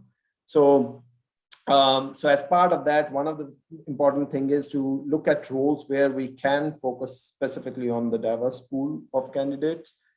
We are also doing sensitization workshops for hiring managers and recruiters. And as much as I said earlier in terms of, it's a business imperative, it's also important, and going back to the point of looking internally, creating that environment, it's important that we do make sure from time to time we are sensitizing our managers. The new managers, there's a whole crop of individuals who grow into the team leaders and managerial roles, and they are now going to interview. So it's important to have those sensitization workshops continuing to happen there as such. Ensuring diverse slate of candidates and interview panels through the hiring life cycle. We spoke about diverse panel. It's also important that we have the diverse slate of candidates as well. And to that effect, and again, a shout out to our talent acquisition team, we have been very intentional about it in the last couple of years. So from a perspective of, as a business manager, my ask is, for example, very clear that, for any role at a managerial level coming out, I need to have at least 50% profiles minimum, as far as female candidates are concerned, or for that matter, we need to have a diverse pool of candidates available with certain percentages very much earmarked for different diversities as such. And I think that has been very helpful. It has helped over the course of last year. This is something which we want to continue with as well, and making sure that we are very focused and intentional about taking care of some of those unconscious biases as well, and to make sure that we are providing enough resources to our managers and partners as well, and not just give them an expectation and accountability without providing them with the resources as such. Incorporate inclusive hiring best practices. Again, this is something which is very important. We spoke about the business resource councils, where partners go in and they are the ones who are driving our initiatives as such. We also have different businesses doing different innovative practice, bringing in different innovative practices in terms of driving the diversity agenda. And that's really very refreshing. And you would see that every 6 months, there is something new which comes to the table, which one of the teams has done. And we would have those discussions in the BRCs, in the business resource councils, and before you know it, it has been shared with the wider teams as well. So we while this has been done at a little bit of an informal level earlier, we want to put a little bit of a formality to this process as well, of incorporating the inclusive training, hiring best practices as well. And it won't, it's not just hiring, I would say, in terms of the development as well. So it's very important that we focus on that piece as such. So this is the 2022 strategy from a Northern Trust standpoint that I wanted to bring to your table. And that's it really. So I'm done. Any questions that I can answer at this moment? Well, thank you so much, Mitesh, for sharing. I did receive this one question in chat asking about what is your vision for year 2022, and you answered it already, so that was indeed great. But here's a question from Ankita. She says different business sectors have greater ratios of women across levels. Why do you think that is? Yeah. Come again, Marisa, once again. I didn't get that. Ankita says different business sectors have greater ratios of women across levels. Why do you think that is? I think certain businesses don't have increased ratio when compared to others. Yeah, it's a great question. I think, and I'll come to the businesses in a bit. I'll come to the businesses in a bit. And there are nuances when it comes to different industries and businesses in terms of certain pieces which are very nuanced, if you may, that can be called out. But just generally, if I take a step back, I think if you look at across the levels as well, right, within the organization, across the levels, you start to see the decreasing trend of women diversity, right? So that's where, as you move up, we spoke about earlier about the 27% senior leadership diversity that we feel very proud about. If you go down to our analyst levels, it's about 50% plus, right? So we've been actually looking at 50% plus in terms of the analyst level as it grows. And I think it is a mix of, the reason is a mix of various things. One, I would not shy away that I think as a society we need to do better for sure. There are life events which do come into play, and whether it is marriage, whether it is childbirth, and you see women taking break. But I think over the course of last few years, corporate organizations have matured to that extent in terms of accommodating that, right? And you appreciate, and that sensitization workshop that we spoke about earlier in the presentation, it's very important that those sensitization workshops are taking into consideration about those life events as well, and the challenges that would be there, and our managers are appreciative of that, right? So for me, I think the reason are multitude of things, right? It is, well, earlier it was also in terms of not having a diversity agenda, right? The organization still being very much fluid, if you may. There is no set agenda. The realization which has happened now that it is not just a nice to have, it's a business imperative as well. And I'm a business person, right? I run a business as well, and I can see the value that it has created in my organization. So for me, I think it's a culmination of managers appreciating the need for diversity. It's an important aspect of understanding that you will have those challenging situations which will be there, and we need to be open to be and flexible in terms of accommodating some of those challenges. Well, that is very well put, and definitely the need of the hour. There is this one question sent by Suchi. Okay, Suchi. How industries ensure that there are equal diversity and inclusion hiring ratios in leadership, non-tech roles for women starting their careers post a career break? I think over the years, we've seen a huge influx in hiring for tech, which is quite obvious why that is happening. But at the same time, this is also a very important question, I feel, non-tech roles, right? And a lot of women we have a lot of women who are looking for non-tech roles. Yeah. Yeah. So if I'm reading it right, it's how industries ensure that there are equal diversity and inclusion hiring ratios in leadership, non-tech roles, right, for workforce starting post-career career break. Yeah. Great question. And I think it's a new initiative that needs to be coming in, if you ask me.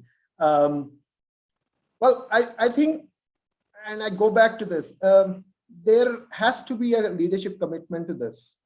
There has to be intentionality in terms of, really looking at this. I spoke about the sensitization piece earlier.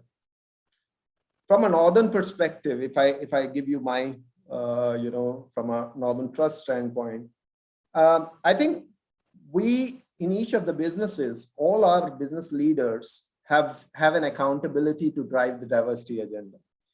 And we do look for, and I won't say specific to starting post-career break. I think that's a great point. Like I said, I take it back. That could be an initiative to be driven. But I think we have created that accountability into our management at the leadership level, that we are looking at driving the agenda in terms of the leadership roles and hiring. I gave you an example of any manager and above post. I need to have at least 50% profiles which are diverse, right? Now you are being intentional about it. You speak about the diverse panels which are going to be there, identifying some roles and earmarking them. Again, the strategy which we shared earlier. I think those are some of the interventions that we can take in terms of really driving that. And I go back to this. It has to be intentional. It has to have a leadership accountability and leadership commitment to it, right? I see no reason, whether it is post-career break or whether in terms of the wider slate of diversity that we can look at, we can drive that. Well, it's definitely been a huge mind shift and approach change over the years when it comes to hiring women returnees. And like you said, that this is another agenda that we have to take and start to, accommodate more women for non-tech roles.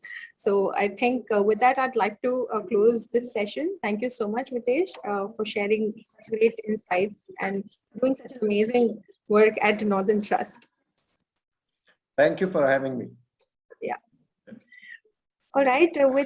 We have our last speaker for the day, completing the workshop, and that is Karan Bakshi, Talent Acquisition Head, Michelin India Private Limited. Hi, Karan. Hi, all. Very good evening. How are you doing? Doing great. It's been an amazing day, such amazing conversations, something that we can all go back home, reflect, and work towards making our workforce a bit more diverse, a bit more welcoming, to retain the best talent that we can find, right? So just before you start, I just want to quickly tell to all the attendees who have stuck onto us for so long, thank you so much for being here, and please keep those questions coming. I'm sure that you've also had some great insights, some observations that you've made throughout this day. Feel free to share it and send that in the chat for Karan. Over to you, Karan. Thank you. So can you just present my presentation? Yes. Yeah. So thank you all. Such an exhilarating time, I guess. So many amazing ideas coming out of the box, and listening to my colleagues, fellow leaders. Amazing, exciting journey since morning. Very excited, and very happy to be here. Also share what we do at Michelin, and let more ideas coming in and create a different synergy, right? Wherein we certainly want to, as the whole world, India, everybody wants to really, get the diversity to the next level. So let's get started. What's in for the audience, right? So what we'll be running you through is about Michelin, diversity, equity, inclusion at Michelin. How do we do it? And obviously the India success story, what we have been doing and how we have been really successful in getting these things done. But yes, before that, it's about Michelin. So knowing Michelin is very, very important. So Michelin is now 132 years old. It employs more than 125,000 people, and it operates in more than 171 countries across the globe. And these 171 countries are divided into regions, 10 sub-regions, which are then, they have their own regional presidents, and then they report into the group. India comes in AIM region, which is Africa, India, Middle East, and in which we have 16 countries.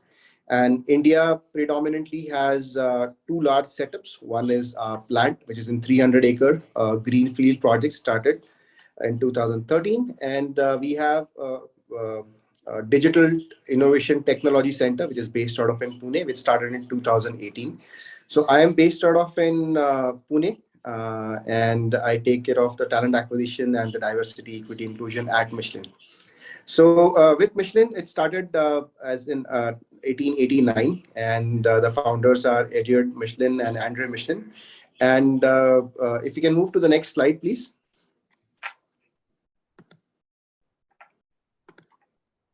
So that's how those were the days when the things, right, in 1832 the idea came in of about the rubber, wherein two cousins opened up a factory in a farming about rubber, which is a requirement of.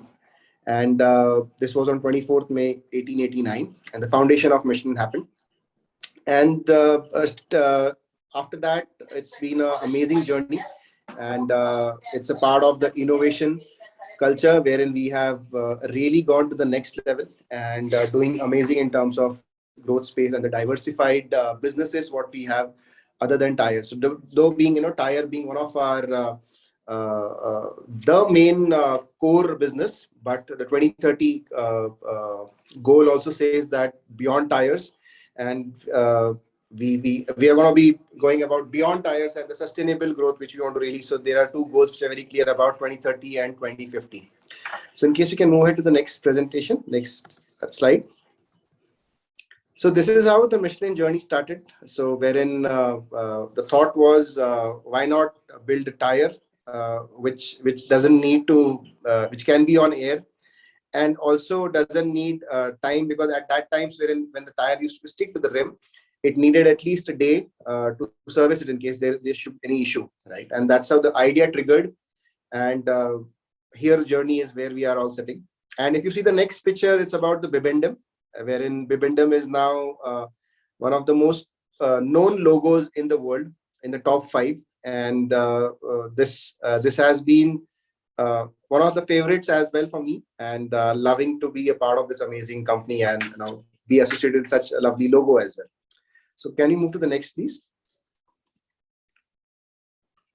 So that's a global footprint. We had 10 regions and divided into 19 global business lines, solutions to meet the expectations of customer with different characteristics. Then we have one lean corporate unit comprising of different departments focused on their strategic missions, and 6 operating units providing their expertise and support. And as I said, it's moving into, it operates from 171 countries. So that's the India footprint. It started its journey somewhere in 2003, wherein we had the first commercial office in Gurgaon. And the Chennai manufacturing plant started in 2014. Now, in Chennai manufacturing plant, we have the truck and bus tire manufacturing, which happens from Chennai plant. And the Pune Digital Innovation Center started in 2018. We've grown up big time in the Digital Innovation Center, wherein we have multiple business units, wherein we have the entire digital transformation. It's one of the most strategic offices for Michelin outside of global, first time globally, wherein India has amazing talent, and we certainly want to have this talent coming in at Michelin as well. So we have the growth in the digital center, wherein we have amazing projects which are into AI, ML. Many amazing projects happen from India, and huge contribution towards the sustainability and the mobility part. Michelin also focuses on people, planet, and profit, which are the 3 main go ahead and purpose, wherein we really want to have company. We care about our planet, and we look forward to having all sustainable approach by 2050, wherein we are working on many newer technologies as well. And yes, obviously, profit is one of the another thing which we really care about, in terms of not only specific to not only specific to not only specific to the sustained growth, but also that comes with our sustainability of sustained model. Can you move ahead to the next slide, please?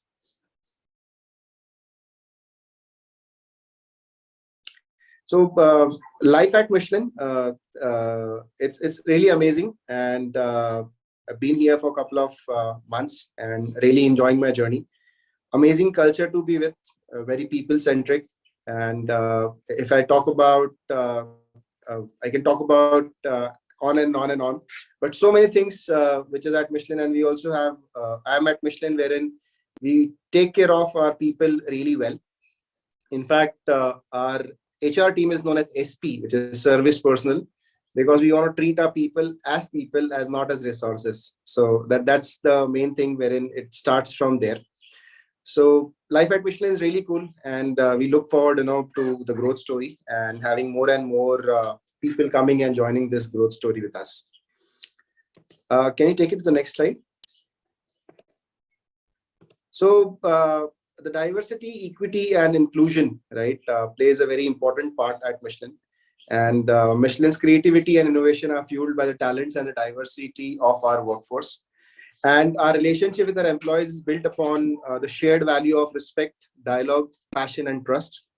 We put this value into practice every day in all the parts of the world to serve our customers and offer them a better way forward. In all, Michelin recruits around 8,000 people globally in 20 job domains in 171 countries every year. And these numbers are increasing year on year. And DEI holds a very, very important space for Michelin. The diversity is at Michelin's heart and DNA. And promoting that is our group priority. So that boils down from our leadership till the very, even at the factory level, these things are very, very important for us. And also last year, while we group unveiled about the Michelin in Motion and the strategic plan for the fully sustainable goals for 2030, there were a couple of commitments what we made. And one was that Michelin announced a target of 35 women in 35% diversity in its management teams by 2030. And really group is working very hard to ensure that we have the right talent and the right diversity talent hired and taken ahead to the next level. Also, it's become one of our goals is to become the leader in the D&I space. And that is what we are targeting and wanting to go ahead. So can you move to the next slide, please? So this is a very interesting slide, which I would love to share with each one of you. And this is how do we do it, and really exciting journey at Michelin. But before that, the areas what we covered in D&I is more than the diversity in terms of the feminine or the women, but we also have equal opportunities for disability, gender diversity, identity, national identity, and national management. And very happy to let you know that we at Michelin also create diversity from different strategic angle. Let's say one of the biggest, I would say it's a challenge, but it's fun as well. We never hire from competition. And that's how we really have the best innovation coming in.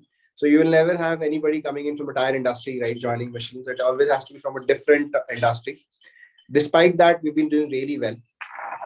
And if I now move on to the next part, how do we do it, right? So promoting diversity is a group priority, right? And that's cascaded down to everybody. We have a diversity and inclusion council at India board, and that has a cascaded top-bottom approach. Hiring managers and the interviewers go through the training of unbiasedness and unconscious biasness. And at the time of hiring, we are very specific in terms of the importance of diversity and why is that the need of the hour. We have a very inclusive environment for all.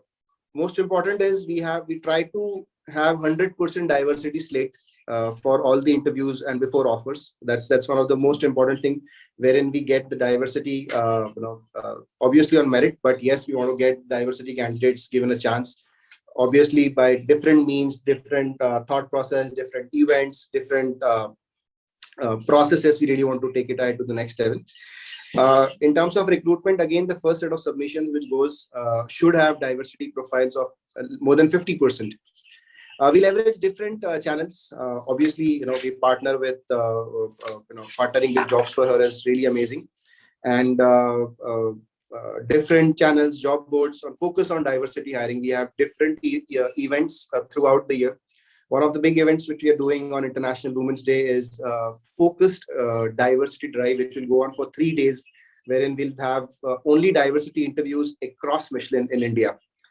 That's a big event other than what we do on International Women's Day. So there are such calendar events which go throughout the year. Then also we highlight on our career page, social media postings about our diversity workforce, about our practices, about the group's commitment on diversity growth across the globe. Most important, we also acknowledge and honor, celebrate all the religious and cultural programs throughout, not only in the tech center, but at the plant level, wherein we have women's network. And that's a very strong network wherein we see many tough jobs, which are the forklift jobs, or which you haven't heard anywhere, wherein these jobs are done by women. These are done by women and they are well trained, and those jobs have been amazingly well. So we're very proud to say that. And we also have at Michelin have a very amazing culture wherein every voice is heard, respected, and welcome. So it's an open door policy. Leaders share your views, challenge the status quo, and have a difference of opinion, and that is respected. And that's how you bring in a culture of innovation and sustainability. We also have equal opportunity for all. We welcome a multilingual workforce. When we hire, we also look at the demographics wherein we are hiring from. We foster a diversified thinking. We never hire from direct competition. That's many people ask me, right? How do you do that? That's amazing, and that's very interesting. I'm very happy to say that we never hire from direct competition. And in my last 15 years of experience, this is the first company wherein we proudly say that we never hire direct from a competition. We have a multi-generation workforce, right from the millennials to the leaders who have been really carving the growth story of Michelin. Also, there are accelerated programs and career development for high potential for women leaders whom we really want to take to the next level, and look at them as the board level professionals. And promoting diversity in women and management positions. We look at very specifically when we are hiring for senior management and above, that how we can really get diversified talent at Michelin. And the most important is eliminating the entire bias in the evaluation process and promoting different opportunities. And round the year progressive surveys moving forward to the got together, that's known as MFT, which is internal to Michelin, and wherein we have the engagement scores very high from our women champions, and career development for all. And obviously, we have gender neutral policies, and we have a very flexible working environment. So this is a amazing story, how we do it. And there are many things more which we do apart from this. And there's an amazing team, behind this. I've got an opportunity to speak behalf on this team. But there's a big team out here who really does this fantastic job and taking Michelin to the next level. So can we go to the next page, please? So happy to share the India success story.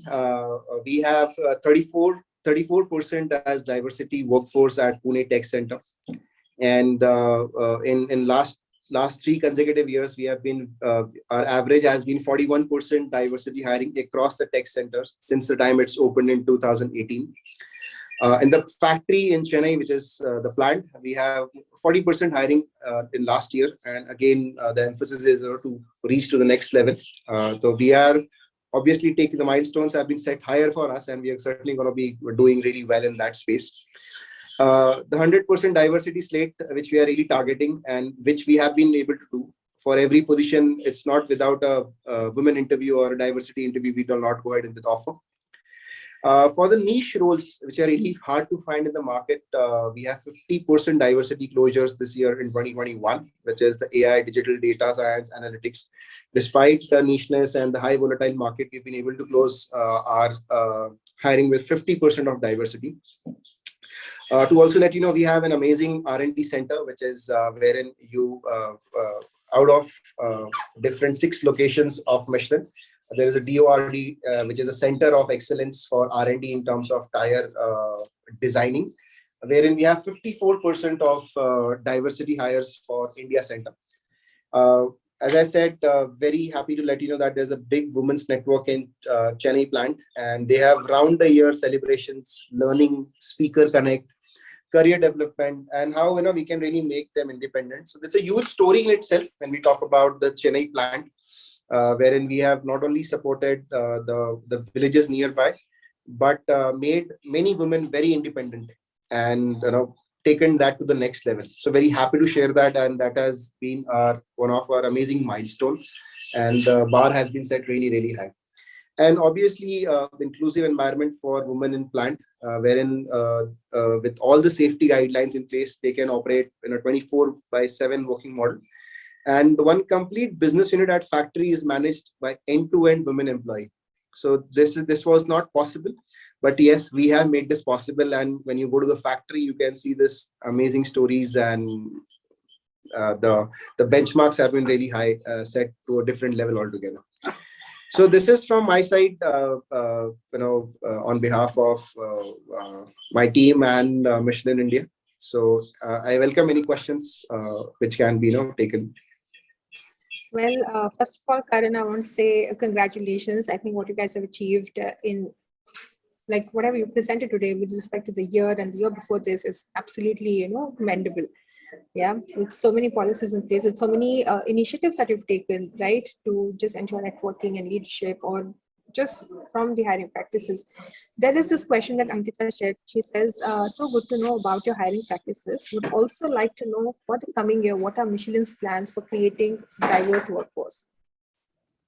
So as I said, it's a priority for everyone. And we have huge plans to have diversity. There are different calendars, what we have put, how we can really have diversity in place. We are going to be launching, and we are already working on that, but a formal program launch of returnship or return back to diversify talent who have taken a sabbatical or a break for any reason. That's going to be one. Also, the tech center is growing big time, and wherein we have a growth story happening. So more than happy to welcome a lot of people and get associated with different forums like Jobs for Her, right, to really take it to the next level in terms of our diversity hiring. Earlier on during the session, we had this amazing question from Kajal. Amazing question from Kajal. What are those steps corporate India is taking through their hiring policies to level the field for women rising in the work world? I would really love to hear your take on it. Sure. So certainly, right, as we say, it's not only Michelin, not many companies, many big corporates are really wanting to have diversified talent at their board level. Obviously, we would want to have that to multiple reasons, because diversity. So to let you know that I'm sitting with my team out here, and that's a diversified team again. So the most important thing is obviously giving a platform, right? And then it can be taken to the next growth level based on merit. But giving that platform, right, it's very important. Also, we think we are associated with many channels. We have a very good brand name throughout the world and in India. So how we can leverage it more is through associating with different opportunities such as STEM, wherein we can really build a culture wherein girls can get opportunity to get into science, technical, maths, engineering fields. So that has to be propagated from everybody. So my take is that we certainly gonna be start doing that. In fact, that has already started happening. But all the corporates, right, have to come together, right, and build that a common platform. So every girl gets a chance, right, to get into science, right, to get into technology, to get into maths, and then they can make their career in that. See, there's one, everybody is wanting to, go ahead in the race. Let's say we want to hire diversity, but we also have to look at in terms, what is the input, right? How many girls have been taking this option as engineering, right? Or how many girls are getting into science? So that's a bigger problem to solve. But yes, I guess the corporates in India have really, have already pulled up their socks and taken it to the next level to get into these things, many things to take the diversity on the next level. And many, in fact, many of our government policies, right, I'm avid newspaper as well, have been already designed, right, in terms of really getting the diversity to the next level. I was traveling recently in MP, and very happy to let you know of my personal experience getting goosebumps. I passed through 2 tolls, and those 2 tolls were entirely managed by women, right? So that's something really commendable by those governments as well, and those employers as well. But yes, these are the stories which are coming up, and as we grow, right, as India grows to the next level, we all will be seeing many much more things happening. And certainly, obviously, Jobs for Her is doing a great job as well, right, and really taking it to the next level. And we need more of such forums to really get the voice ahead. So that's Absolutely. my I think 2 cents on this. no, but it was very lovely that you got to experience that, and definitely, we need more women in STEM. But what gives me joy saying this is, I think quite some time back, I did remember reading this one survey that across the globe, I think India is the highest when it comes to women graduates in the STEM. But Correct. it's only that there is this gap from them being those graduates and entering into the workforce and then climbing the ladder. And that's something that we are all looking to solve, right, to improve those numbers. Would also definitely want to hear your take on this question that was also sent to us a while back. Between the policies we discussed and the actual groundwork, what are those checkpoints companies have in place to make sure these practices are being followed? I think it's a very valid question, because like forums like these and platforms like these, we do discuss a lot of opportunities and the scope for improving these opportunities. But saying it is only not enough. We do need to follow up, right? So what are these checkpoints that companies need to have in place to make sure these practices are being followed? So I would say I will go on a very ground level and answer that maybe. So let's say if in case we look at a checkpoint, very simple. At the time of offer, right, before making any offer, let's say that for a particular role, there is a particular offer to be made. Have we looked at the diversity candidate, right? That's the first checkpoint. Many people miss on that, right? So if in case we have looked at diversity talent, right? Have we given the right opportunity, right? Has the manager been looked at in terms of why he or she doesn't want to consider that, right? That is one. Secondly is if you take at a review level, right? Once you have set your goals clearly, okay, this year, let's say we have a particular goal, okay, we will be doing so much of diversity hiring. So we also have to have a clear checkpoints in what have been I am doing in this month, right, in a particular quarter, and year on year, what has been my growth, right, in terms of the numbers or what diversity talent has grown in.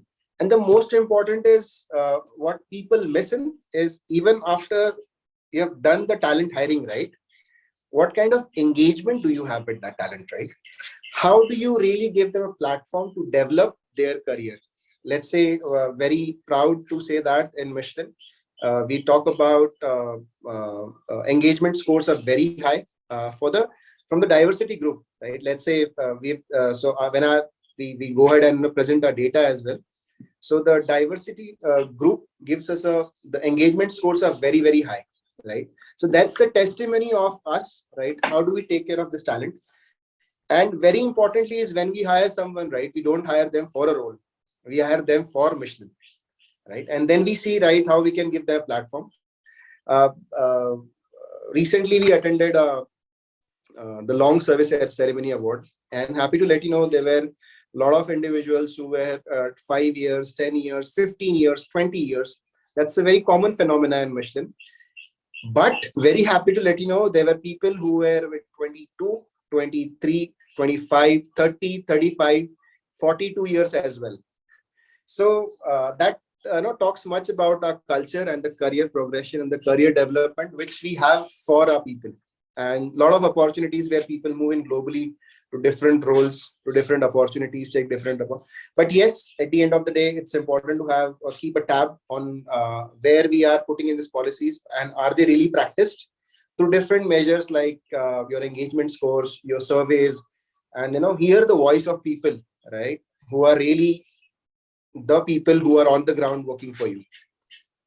Absolutely, absolutely. And with what you shared to us about Michelin, you guys have ensured that you have these checkpoints and that these are followed, right? But having said that, because the industry Michelin, I mean, we like, we do have sectors where you have a greater ratio of women, but we also have industries where we have a lesser ratio of women. It could be exposure to these industries as well. So what do you think are the challenges here, and how can we improve on bettering it?